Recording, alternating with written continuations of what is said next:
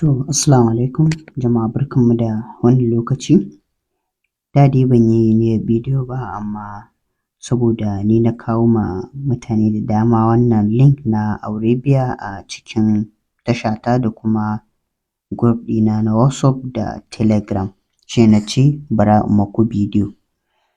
Yauwa sun kawo update akan a je a yi creating na username da kuma a sa email a yi update, saboda muna tunanin akwai ainihin abin da za su yi amfani da shi, ko za su sauka daga network ɗin Ton su koma akan website nasu, ko kuma akwai dai dalili.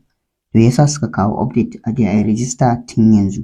To shi ne na zo muku da bidiyo akan yadda za ku yi register.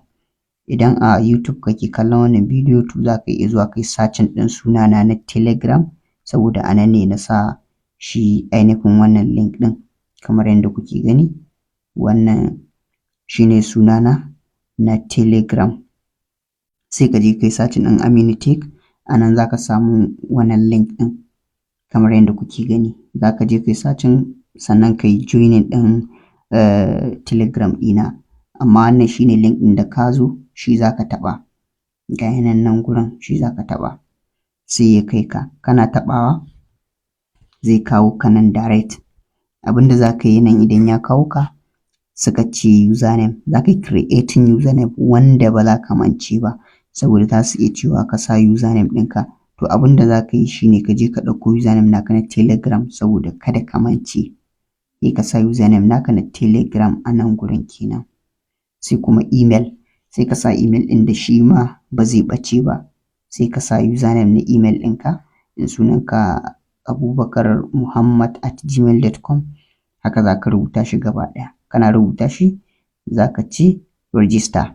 Kana cewa register, daga nan sama za ku ga in yayi za su ce muku ka yi register kai tsaye.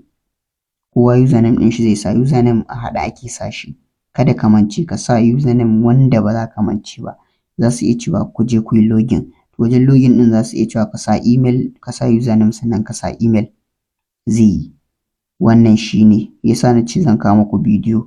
To sannan wannan dai shi ne link ɗin da za ka taɓa kafin ya kawo ka gurin. Ina fatan kun gane. Yauwa, sannan idan wannan ne farin kallon, wato idan wannan ne farin kallon bidiyo na da kake, to ka daure ga alamar following nan idan a Facebook ne, idan kuma idan a TikTok ne, ga alamar following nan ma, sannan ka danna min liking. Na gode, mu haɗu a bidiyo na gaba.